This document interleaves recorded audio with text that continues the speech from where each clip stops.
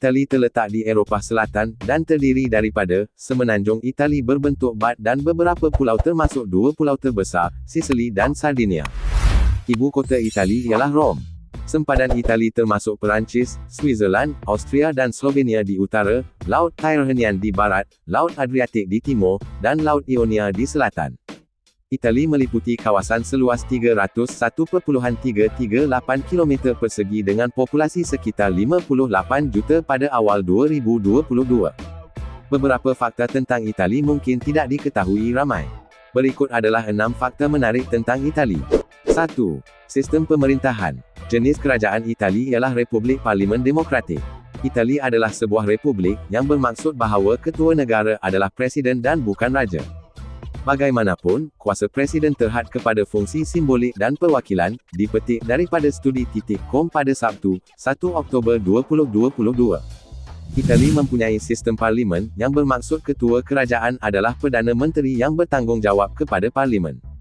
Perdana Menteri, yang mengetuai kerajaan Itali, adalah tokoh yang jauh lebih berkuasa daripada presiden. Pada akhirnya, Itali adalah sebuah republik demokratik, bermakna pihak berkuasa kerajaan diperoleh daripada pilihan raya yang bebas dan adil yang diadakan di bawah hak mengundi sejagat. Mempunyai lebih daripada 900 gereja.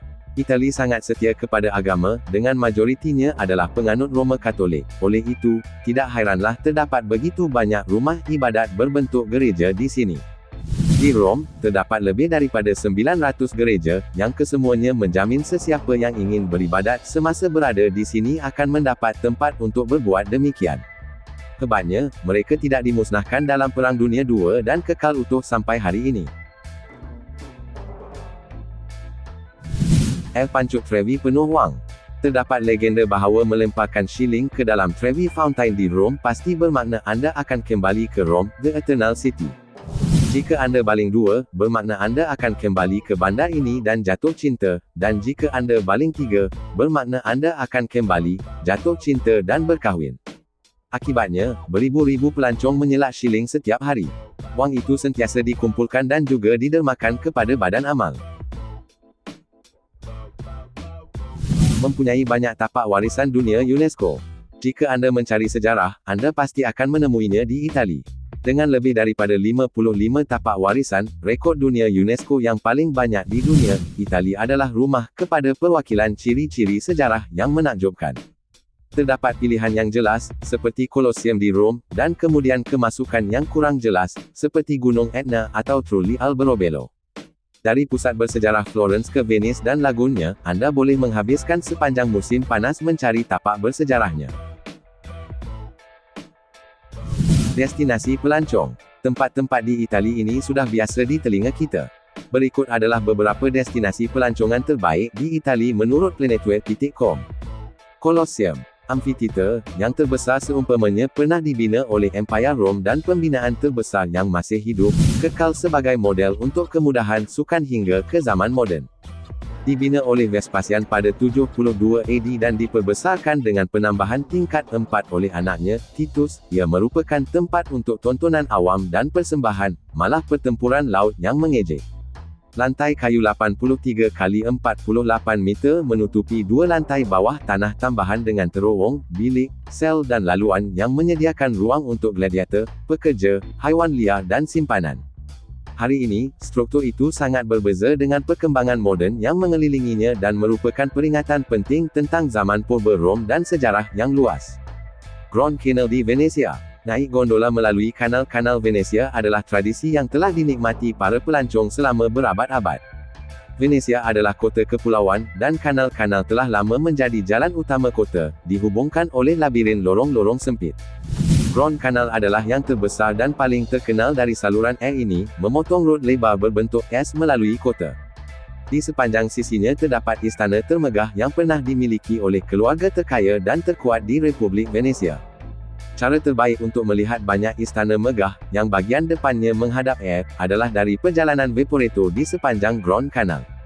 Menara Condong Pisa. Menara miring Pisa, La Torre Pendente, hanyalah salah satu dari banyak atraksi di kota Pisa, yang ketenaran dunianya tidak berasal dari keanggunan desainnya, tetapi dari kekurangannya. Pengerjaan menara dimulai pada tahun 1100-an, dan tenggelamnya, yang menyebabkan keruntuhan, dimulai pada saat menara mencapai lantai ketiga. Semakin condong selama berabad-abad, sebelum pekerjaan restorasi pada 1990-an, diperkirakan akan runtuh tahun 2000. Saat ini, pengunjung dapat menaiki tangga menara untuk pemandangan kota yang menakjubkan.